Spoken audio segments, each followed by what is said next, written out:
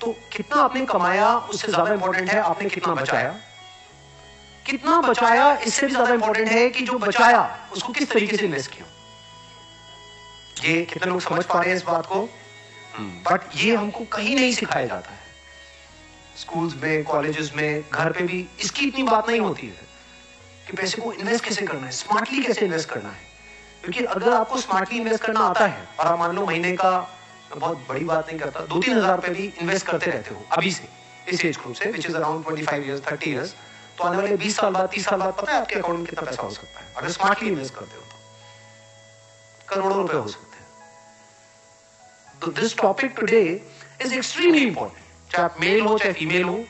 और जरूरी नहीं है ये उन्हीं लोगों के लिए है जिनकी एज ग्रुप 25 साल है, 30 साल है, 35 साल है, क्योंकि इन बातों को सीखना एक्चुअल में जरूरी है at as young of age as possible. यानी अगर आपकी 18-19 साल, 20 साल की है, जो लोग कैमरे में देख रहे हैं उनको मैं बोलता हूँ, जो वीडियो में देख रहे हैं, कि अगर आपकी 18-19 साल है, 20 साल है, तब भी आपके लिए सेशन बहुत इंपॉर्टेंट है, इनफैक्ट ज्यादा इंपॉर्टेंट है। और मेरे को आइडिया कहां से आया ये सेशन करने का? मेरे एक फ्रेंड है, मेरी वैसे उनसे बातचीत हो रही, उन्होंने मेरे से पूछा कि यार मेरे पास में कुछ फंड पड़ा हुआ है, मुझे क्या करना चाहिए, उसको कहाँ इन्वेस्ट करना चाहिए, कुछ आइडियाज हैं आपके पास? नहीं, उन्होंने मुझसे पूछा आप क्यों बीच में टांग ला रहे हो, सीधा ही म्यूचुअल फंड है। उन्होंने मेरे से पूछा, तो मैंने ये नहीं कहा जो इन्होंने कहा, मैंने सबसे पहले उनसे ये पूछा, मैंने कहा आपने क्या किया हुआ इस पैसे और कितना पैसा आपने जोड़ा हुआ है। उन्होंने बताया मेरे अकाउंट में अराउंड 4-5 लाख रुपए पड़ा हुआ है। मैंने कहा अकाउंट में मतलब? कहते savings account. And it's a huge blunder.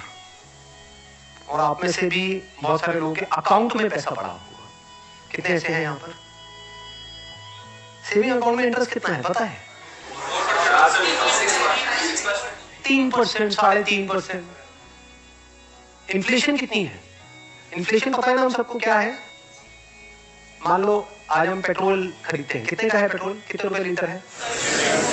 73। ये आज से 20 साल पहले कितने का था? 20-25 रुपए का। तो 25 रुपए से बढ़ करके आज कहां हो गया है? 73 पे पहुंच गया, तो ऑलमोस्ट 3 गुना बढ़ गया है। तो अगर वो पैसा आपके सेविंग अकाउंट में पड़ा होता तो क्या वो 3 गुना बढ़ जाता? तो आप लॉस में हो। समझ गए? इन्फ्लेशन का जो रेट है अप्रोक्सीमेटली आप कह सकते हो 6% के आसपास मान लेते हैं, वो वेरी करता रहता है। बट अगर 6% इन्फ्लेशन है और 3% आप अर्न कर रहे हो उस पैसे पे, तो आप कमा नहीं रहे हो, आप गंवा रहे हो। क्योंकि उस पैसे की वैल्यू कम होती चली जा रही है और आप खुश हो रहे हो कि मैं पैसा जोड़ रहा हूं, आप जोड़ नहीं रहे हो, आप बेवकूफी कर रहे हो। तो इस तरह की कुछ चीजें हैं जो हमको सीखनी बहुत जरूरी है। और जैसे मैंने उनको ये बात बोली तो it was a surprise for him. मैंने कहा ये पैसा सेविंग्स में क्यों पड़ा है, इसकी एफडी क्यों नहीं कराई? क्योंकि एफडी में एटलीस्ट 7% इंटरेस्ट है। कहता मैंने कभी सोचा ही नहीं ऐसे, मेरे को किसी ने बताया ही नहीं इसके बारे में, कभी सिखाया ही नहीं। और ये कोई छोटी प्रॉब्लम नहीं, बहुत बड़ी प्रॉब्लम है। मैंने कुछ कैलकुलेशंस करी, फिर उनको मैंने बताया, मैंने कहा अगर सिर्फ इतना सा स्टेप हमने उठा लिया ना, इतना सा जो कुछ भी नहीं है, कुछ घंटे का है, कि जो सेविंग में पड़ा है उसकी एफडी करा दी है। एफडी भी अलग अलग ड्यूरेशन की करा दी। कुछ जो हमको पता है कि अभी इमीडिएटली काम नहीं आना है, उसकी मान लो 3 साल की करा दी। कुछ लगता है इमीडिएटली काम आना है तो 6 महीने की एफडी करा दी। अगर इतना सा भी हमने स्टेप उठा लिया तो अगले आने वाले 20 साल बाद कितने का फर्क पड़ जाएगा? Any idea? लाखों रुपए का फर्क पड़ेगा, कम से कम 20 लाख रुपए का फर्क पड़ेगा आने वाले 20 से 25 साल में। तो मैंने कहा जब 20-25 लाख आएंगे, अब ये करोगे तो वही आप जो मैंने बताया है, तो उसमें से कुछ थोड़ा इधर भी दे देना भाई। आपने कितना पैसा कमाया उससे इंपॉर्टेंट क्या है? कितना बचाया। अब पैसे को बचाते कैसे हैं? पैसे को बचाना मतलब हम क्या समझते हैं? खर्चे कम करो, बस ये तो हमको समझ आता है। सब्जी वाले से लड़ते रहो, रिक्शे वाला 10 रुपए नहीं भैया 8 रुपए ही दूंगी मैं, तो बचा लो 2 रुपए। इसकी मैं बात नहीं कर रहा हूं, मैं बात कर रहा हूं थोड़ी बड़ी गेम की, जहां पे हम कुछ बेवकूफों वाले स्टेप्स उठाते हैं और अपना करोड़ों का नुकसान कर बैठते हैं। मैं 2-3 रुपए की 5 रुपए की बात नहीं कर रहा हूं। जो आज देखने में हजारों लग रहे हैं, आने वाले टाइम में करोड़ों है। याद रखना मेरी इस बात को। हजारों लाखों बन जाते हैं कुछ साल बाद, और लाखों करोड़ों बन जाते हैं कुछ साल बाद, अगर हमने स्मार्टली इन्वेस्ट किया तो। अब बताता हूं आपको एक बहुत बड़ी गलती जो हम सब कर रहे हैं। आप इसे कितनों ने इंश्योरेंस कराई हुई है? कौन सी इंश्योरेंस कराई हुई है? कितनों ने एंडोमेंट वाली कराई हुई है? कितनों को तो, एक मिनट, जिन्होंने इंश्योरेंस कराई हुई है कितनों को पता ही नहीं उन्होंने कौन सी कराई हुई है? करो, हाथ ऊपर करो। अरे वाह, वाह जी वाह, कितने हैं जिन्होंने एंडोमेंट कराई है? एंडोमेंट पता है क्या होती है? कि आपने हर साल का इतना एक एक्स अमाउंट दिया, मान लो 20-30 हजार रुपए दिया, और 10 साल बाद 20 साल बाद आपको इतने लाख रुपए मिल जाएगा, उसको एंडोमेंट बोलते हैं। हाँ वही कराई है सर।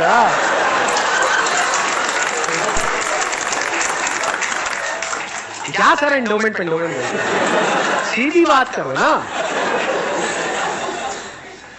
इंश्योरेंस का मतलब लोग यही समझते हैं इंडिया में कि हर साल का इतना पैसा जाना है, इतना प्रीमियम जाएगा, 20,000, 30,000, 40,000, और 20 साल बाद आपको इतने लाख रुपए मिल जाएगा, मान लो 20 लाख रुपए मिल जाएगा। सुनने में बड़ा अट्रैक्टिव लगता है, बेवकूफों वाला स्टेप है। कितनों ने टर्म इंश्योरेंस कराई है? हार्डली 3 या 4 या 5 लोग। कमाल जी कमाल। देख लो कितना बड़ा ब्लंडर है ये भी आप सपने में भी नहीं सोच सकते। और ये आपको कोई नहीं बताएगा, ना कोई बैंक वाले बताएंगे, ना कोई इंश्योरेंस एजेंट बताएगा, ना आपको कोई दोस्त बताएगा, क्योंकि जब पैसा बीच में आ जाता है तो यारी दोस्ती सिर्फ नाम की होती है। दारू पी रहे हो, तुम मेरा भाई है, मैं तेरे साथ में कभी कुछ गलत नहीं कर सकता, ले तू एंडोमेंट और तू मेरे पे छोड़ दे यार। और आपको पता ही नहीं आपका कितना बुरी तरीके से कटा है। तो अब ध्यान से समझना, जो टर्म इंश्योरेंस है ये आपको कराने के लिए कोई नहीं बोलेगा। क्यों? क्योंकि इसमें जो इंश्योरेंस एजेंट है उसको पैसा ना के बराबर मिलेगा। जो एंडोमेंट प्लान्स होते हैं, जो यूलिप्स होते हैं, उसमें उनको अच्छा खासा कमीशन मिलता है, कुछ केसेस में 30% तक भी मिलता है। अगर आपने मानो 20,000 की इंश्योरेंस कराई तो 30% कट गया आपका। आपका कट नहीं गया है, पैसा आपका कट गया है, 6,000 रुपए गया। अगर 6,000 रुपए वैसे कहीं पे खो जाते हैं या नहीं मिलते हैं या कोई लेकर के आपसे भाग जाता है, कितने दिन तक टेंशन रहती है? मजे की बात क्या है, आपको पता ही नहीं है कि आपके साथ क्या हुआ है। ये जो टर्म इंश्योरेंस होती है इसमें ना के बराबर करता है। इसमें बस एक पॉइंट होता है जिसको सुनते ही आप लोगों को झटका लगेगा, जिनका कन्वेंशनल माइंडसेट है। टर्म इंश्योरेंस क्या होती है कि आप इतना पैसा देते रहो, मानो आपने 10 साल दिया, 20 साल दिया, 30 साल दिया, 30 साल बाद आपको 1 रुपए भी वापस नहीं आएगा। ओह सर, ये क्या सर, वापस नहीं आएगा तो फायदा क्या? इंश्योरेंस किस लिए होती है? किस लिए होती है? कि कल को आपको कुछ हो जाए। ये बेसिक सी बातें बता रहा हूं आपको, ये नहीं पता है लोगों को। अभी देख लो कितनों ने हाथ उठाया था। बेसिक सी बात समझो, इंश्योरेंस का जो मतलब होता है वो होता है कि अगर आपको कुछ हो गया तो आपकी फैमिली को इतना पैसा मिल जाए कि उनको टेंशन ना हो। मान लो आप अर्निंग मेंबर हो फैमिली में, आप महीने का मान लो 30,000 कमा रहे हो, 40,000 कमा रहे हो, तो इंश्योरेंस का मतलब क्या है कि अगर आपको कुछ हो जाए तो आपकी फैमिली को इतना पैसा मिलना चाहिए कि उनके पास 40-50,000 रुपए आता है। ये जो पॉलिसीज होती है, एंडोमेंट, यूलिप और ये सब जितनी भी होती है, इसमें कवर बहुत कम होता है। कवर का मतलब समझते हैं? कवर मतलब लाइफ कवर, जितने की कवरेज हुई है। कि अगर आप मानो 50,000 का प्रीमियम दोगे तो आपको कवरेज मिलेगी, अलग अलग प्लान में अलग अलग होती है, मान लो 10 से 20 लाख रुपए की। मान लो अगर आपको 20 लाख रुपए मिल भी गया आपकी फैमिली को आपके जाने के बाद में, अगर आप साल का 50,000 दे रहे हो तो इसका मतलब अच्छा खासा कमा रहे हो, मान लो लाख रुपए महीने का कमा रहे हो, तो क्या उस 20 लाख रुपए में आपकी सारी जो भी फैमिली की प्रॉब्लम्स है वो सारी सॉल्व हो जाएगी? तो करा क्यों रहे वैसी इंश्योरेंस? बस लालच, कितने साल बाद इतना पैसा मिलेगा? 20 लाख को अगर आपकी फैमिली आपके जाने के बाद में बैंक में रखती है, वहां से कितना इंटरेस्ट आएगा? मान लो 7% भी आ जाता है, 7% कितना होता है? 1,40,000, 20 लाख पे महीने का कितना हुआ? 12,000 रुपए महीना। चलो 1 लाख घटा देते हैं। अगर आपकी सैलरी 50,000 थी तो क्या 12,000 रुपए महीना बहुत है आपके लिए, आपकी वाइफ के लिए, आपके बच्चों के लिए, आपके मदर फादर के लिए, सबके लिए बहुत है? तो फिर ऐसी इंश्योरेंस हम क्यों कराते हैं? क्योंकि हम इन चीजों में कोई दिमाग ही नहीं लगाते हैं। कोई और हमारे लिए दिमाग लगा रहा होता है, कोई एजेंट या फिर बैंक वाले फोर्स कर रहे होते हैं। आजकल नया ट्रेंड चल गया है कि आपके बैंक अकाउंट में थोड़ा सा भी पैसा पड़ा होगा तो बैंक से फोन आ जाएगा। हो रहा है ऐसा? नहीं हो रहा है कि क्यों रखा हुआ है, ये करा लो ना, वो करा लो ना। अब वो क्या करवाने को बोलेंगे आपको, जिसमें आपका फायदा है, जिसमें उनका फायदा है। इस बेसिक सी चीज को समझ लो। तो टर्म इंश्योरेंस के लिए आपको कोई नहीं बोलने वाला। उल्टा अगर आप बोलोगे तो वो लोग मना ही करेंगे, आपको कहेंगे इसमें मिलना तो है नहीं, फायदा क्या है? अब टर्म इंश्योरेंस का फायदा समझो। यहाँ पे आपने एंडोमेंट में, यूलिप में कितना दिया? 50,000 साल का, और मिला कितना? कवर कितने का है? 20 लाख का मैक्सिमम। कई केसेस ऐसे भी हैं जहां पे 50,000 आपने दिया और 10 लाख का कवर है। 10 लाख रुपए कुछ भी नहीं है अगर कुछ आपको हो जाता है तो। अब वहां पर क्या है, 10,000 रुपए आप देते हो साल का और कवर कितना है? 1 crore. 1 crore approximately, depends upon the age. But 1 crore का आपको कवर मिला। 10,000 रुपए आपने साल का दिया, 1 करोड़ अगर उन्होंने बैंक में भी रखा, कितना आया? 7 लाख रुपए साल का आया। महीने का कितना हुआ? अराउंड 60,000। बहुत है। अगर आप 50,000 रुपए कमा रहे हो, बल्कि अगर आप, मैं वही बोलने वाला था कि अगर आप जरूरत से ज्यादा लाते हो घर में तो आपके घर वाले खुश होंगे। चलो एक काम तो अच्छा किया जिंदगी में। तो अगर आपका बजट 50,000 का है इंश्योरेंस कराने का, तो 10,000 आपने कराई टर्म इंश्योरेंस, बिना ये सोचे कि मेरे को वापस कितना मिलेगा, क्योंकि वापस मिलने के लिए इंश्योरेंस नहीं है। इंश्योरेंस है लाइफ कवरेज के लिए। टर्म इंश्योरेंस मतलब क्या कि आप उतना ही पैसा दे रहे हो जितने का आपको लाइफ कवर चाहिए। सिंपल। मान लो आप लाख रुपए महीने का कमा रहे हो, तो आपको कितने की पॉलिसी चाहिए? 2 करोड़ की। 2 करोड़ के लिए कितने का प्रीमियम जाएगा साल का? 20,000। बस। इससे ऊपर 1 रुपए भी देना इलॉजिकल है। इसको बोलते हैं पैसे को बचाना। और वैसे अगर आपको 2 करोड़ की कवर चाहिए एंडोमेंट पॉलिसी में, तो कितने का प्रीमियम देना पड़ेगा साल का? 10 से 20 लाख रुपए साल का आपको प्रीमियम देना पड़ेगा। मतलब जितना कमा रहे हो उससे ज्यादा देना पड़ेगा। समझ गए क्या हो रहा है? जो कमा रहे हो सारा इंश्योरेंस में जाएगा, तब जाकर के ढंग का कवर मिलेगा आपको। जब मैंने अपने घर में बात करी टर्म इंश्योरेंस कराने की अपनी, तो उन्होंने सबसे पहली चीज यही पूछी, मेरे जो फादर है, कि ठीक है ये तो समझ आता है कि इतना पैसा जा रहा है, 20 साल बाद कितना मिलेगा? कुछ नहीं मिलेगा। मैं कहा हाँ, अगर कुछ हो गया तो मिलेगा। तो अरे नहीं बेटा ये क्या बात। मैं कहा इसीलिए होती है इंश्योरेंस पॉलिसी, मिलेगा। इस तरह से आप ज्यादा से ज्यादा कवर ले सकते हैं। हेल्थ इंश्योरेंस है, हेल्थ इंश्योरेंस इज मस्ट। आज के टाइम में बहुत जरूरी है। नहीं तो होगा क्या, आपने पैसा बचाया, मान लो बहुत एफर्ट किया, बहुत मेहनत करी, पता नहीं क्या क्या करा, और एक एक्स अमाउंट आपने बचा भी लिया। 10 साल 20 साल काम करके मान लो 10-20 लाख रुपए आपने बचा लिया, किसी तरीके से सेव कर लिया। और अगर कोई बीमारी होगी तो कितनी देर लगेगी उस पैसे को खत्म होने में? हफ्ता, 10 दिन, 15 दिन। कितने लोग प्रैक्टिकली मेरी इस बात से रिलेट कर पा रहे हैं? सब कर पा रहे हैं। और कितनों ने हेल्थ इंश्योरेंस कराई हुई है? रिलेट सारे कर पा रहे हैं, लेकिन हार्डली आधे लोग ऐसे हैं जिन्होंने एक्चुअल में अपनी हेल्थ इंश्योरेंस कराई हुई है। और हेल्थ इंश्योरेंस मुझे लग रहा है ज्यादातर ने तो नाम के लिए करा रखी होगी। कितना कवर है? क्योंकि अगर आप कवर ज्यादा भी लेते हो तो प्रीमियम आपको बहुत ज्यादा नहीं देना पड़ता है, मार्जिनली एक्स्ट्रा होता है। उसमें आपकी पूरी फैमिली कवर हो जाती है। मतलब आप, आपकी वाइफ, आपके बच्चे सारे कवर हो जाते हैं। इसको आप हेल्थ इंश्योरेंस कहो, मेडिकल इंश्योरेंस कहो, मस्ट है ये होनी ही चाहिए। ज्यादातर ऐसे केसेस में क्या होता है, जिन्होंने कोई हेल्थ इंश्योरेंस अपनी नहीं कराई होती है, क्योंकि आप छोड़ तो सकते नहीं उस पर्सन को जो हमारे साथ में है, खुद अगर कुछ हो गया तो अब अपने आप को ये तो नहीं कह सकते कि हाँ मरते हैं। तो ऐसे में क्या होता है, एक तो सेविंग्स आपकी खत्म होती है बड़ी तेजी से, दूसरा क्या खत्म होता है और क्या होता है? लोन लेना पड़ेगा, उधार लेना पड़ेगा। उस उधार को चुकाने का मतलब क्या है कि आप कभी जिंदगी में दोबारा सेव कर ही नहीं सकते।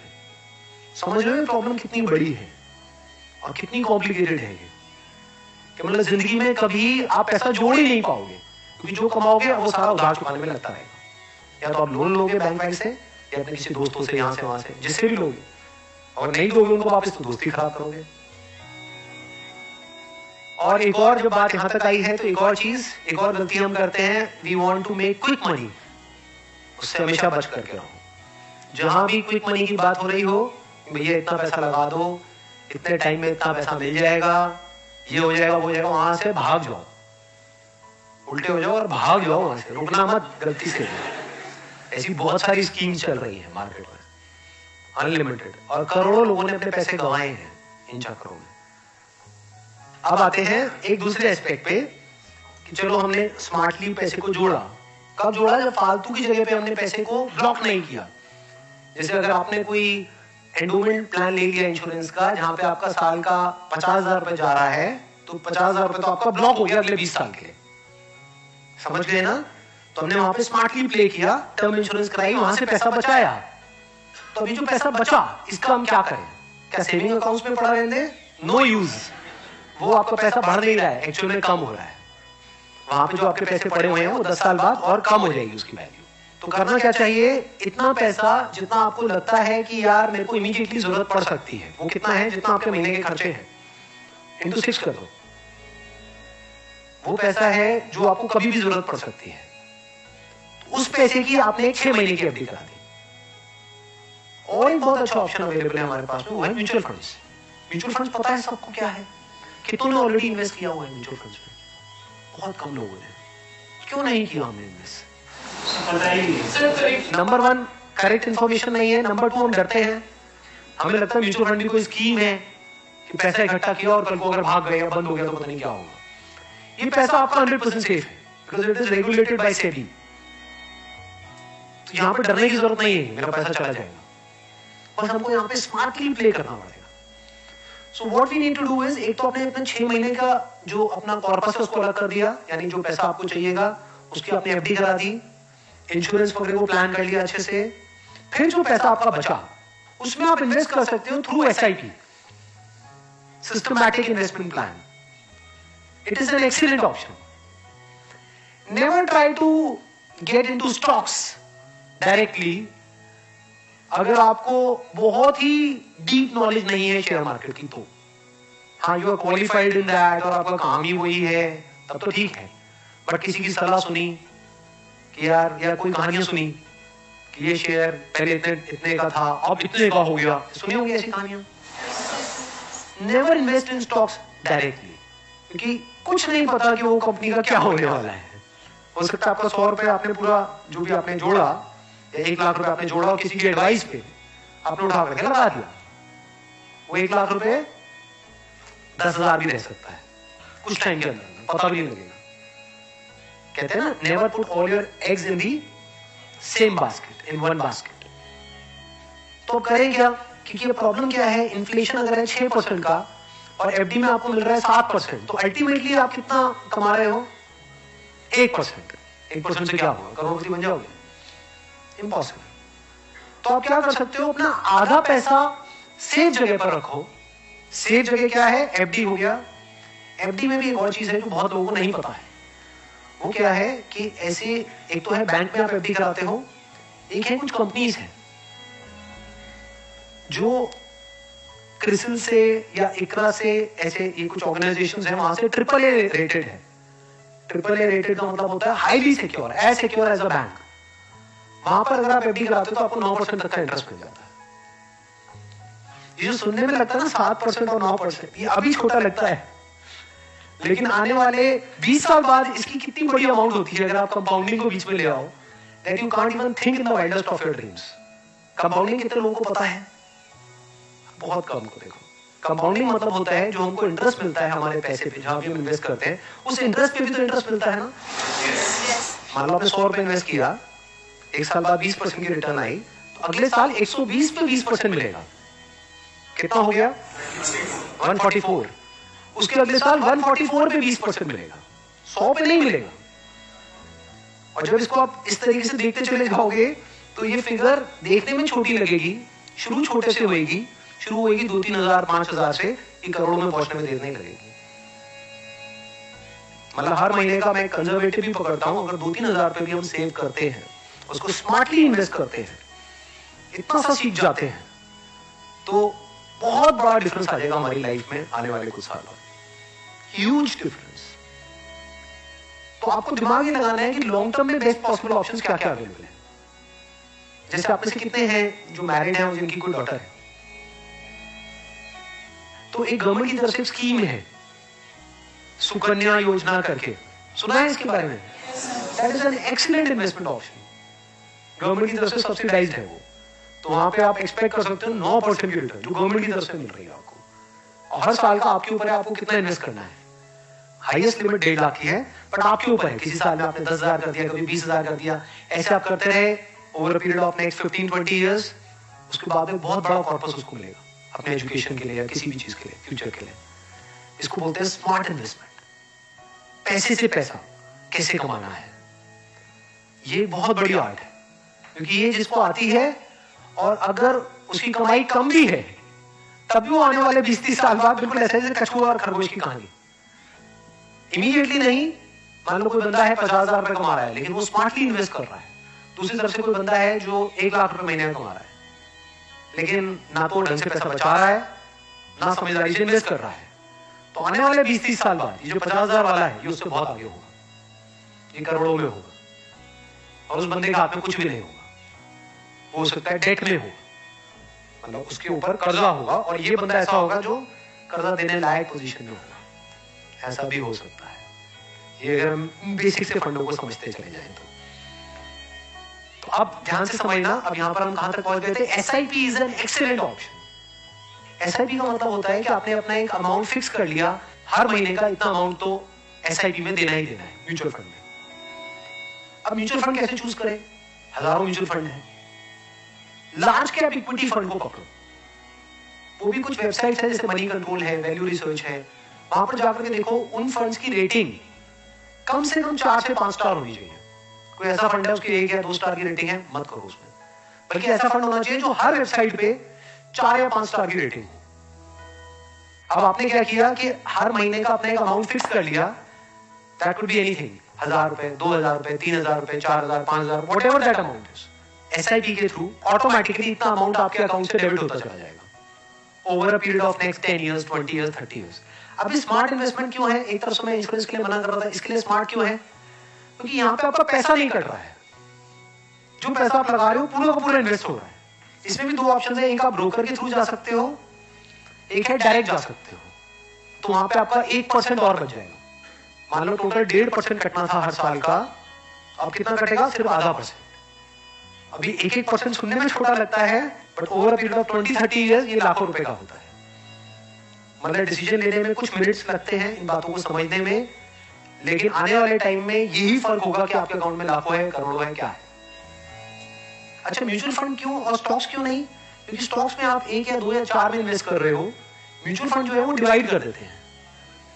वो मान लो 50 में उन्होंने इन्वेस्ट कर दिया, तो अब अगर उसमें से एक कंपनी बंद भी हो गई तब भी प्रोपोर्शनेटली जो आपने इन्वेस्टमेंट करी है उसमें उसका परसेंटेज क्या था? मान लो 2%, तो आपको 100 रुपए 98 रह गया, बस इतना ही हुआ।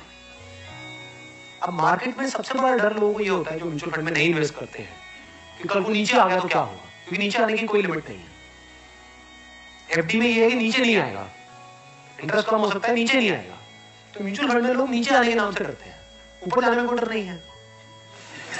अगर गारंटी मिल जाए कि भैया साल का इतना % तो आना ही आना और आता ही रहेगा जिंदगी भर, तो कोई डर ही नहीं है, फिर तो सारे लगा देंगे। बट कोई गारंटी नहीं है ना, और नीचे भी जा सकता है। तो अगर कुछ ऐसा हो जाए कि अगर म्यूचुअल फंड नीचे भी जाए तब भी आपको फायदा हो जाए, तो प्रॉब्लम सॉल्व हो गई ना। ये मेरी अपनी स्ट्रैटेजी है, ये कोई किसी बुक में नहीं है या कोई थ्योरी नहीं है, ये मेरी अपनी स्ट्रैटेजी है, वो मैं आप लोगों के साथ में शेयर कर रहा हूँ। आपको क्या करना है? मोटा मोटा स्टॉक मार्केट को ट्रैक करना है, हफ्ते में 1 दिन देख लो कि अभी कितने पे चल रहा है। मान लो एक पीक है, पीक अभी मान लो 40,000 है, अभी मार्केट चल रहा है अराउंड कितना? 36, 37 के अराउंड चल रहा है। तो मेरी स्ट्रैटेजी क्या है? जैसे ही मार्केट 20% से नीचे गिर जाए कि मार्केट की ये पीक है, मान लो 40,000 है, अब मार्केट 30,000 पे आ गया है, तो आपने क्या किया? पहले इन्वेस्ट किया हुआ था एसआईपी में, लार्ज कैप्स में। आप इमीडिएटली जैसे ही मार्केट 30 पे आई आप स्विच कर गए मिड कैप में, not even in small cap, mid cap.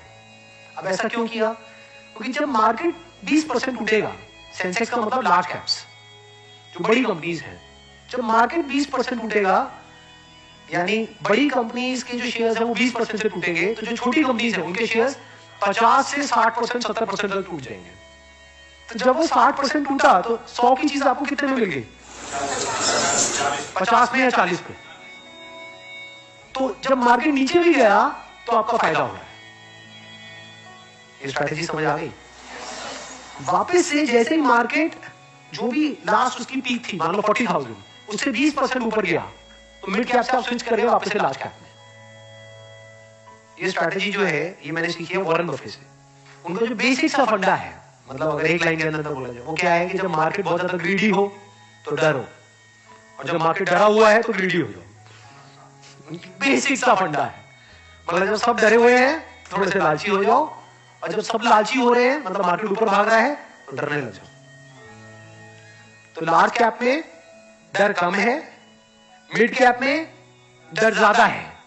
तो जैसे मार्केट नीचे जाएगा, मिड कैप को सब छोड़ देंगे, उस वक्त आप उसको पकड़ लोगे। तो अब चाहे मार्केट ऊपर उठे तब भी आपका फायदा है, नीचे गिरे तब भी आपका फायदा है। आप वेट कर रहे हो, मैं आज एक्चुअल में वेट कर रहा हूं। लोग हैं डरते हैं, जो म्यूचुअल फंड में इन्वेस्ट करते हैं, स्टॉक्स में इन्वेस्ट करते हैं, लोग डरते हैं नहीं मार्केट नीचे ना आ जाए, मार्केट ऊपर। मैं वेट कर रहा हूं, जाए तो सही नीचे, समझ गए? क्योंकि लार्ज कैप टूटेगा 20%, तो मिड कैप टूट जाएगा 60%। तो मेरा 100 रुपए लगा हुआ था तो 80 रह जाएगा, उस 80 को उठा करके मैं मिड कैप में डाल दूंगा, फिर आराम से बैठ जाऊंगा कुछ सालों के लिए। जैसे ही मार्केट ऊपर जाएगा, मतलब लोग लालच से तड़प रहे हैं, तब जैसे 20% ऊपर गया, मान लो 48,000 पे गया, मिड कैप से हट करके मैं आ जाऊंगा लार्ज कैप, वापस से सेफ हो गया। अब जो नया पीक बन गया वो क्या बन गया? 48,000। आज के रेट में क्या है? 40,000। अब 48,000 पे 2020 चलेगा। आ गया गेम समझ में?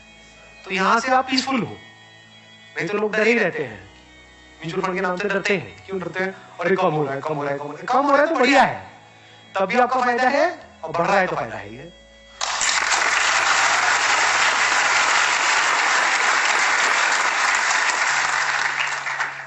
समझ गए? ये बेसिक सा फंडा है, हमेशा याद रखना। मतलब मासेस की जो साइकी है उससे आप कुछ अलग करोगे तभी आपके साथ कुछ अलग होगा। नहीं तो पूरी मार्केट रो रही होगी, आप भी बैठ करके रो रहे होंगे, अरे टूट गया, टूट गया, टूट गया, टूट गया, अरे गिर गया, गिर गया, गिर गया, मैं बर्बाद हो गया, बर्बाद। बर्बादी में भी आपका जश्न होगा अगर इस तरह से आप समझ पा रहे हो। Thank you so much.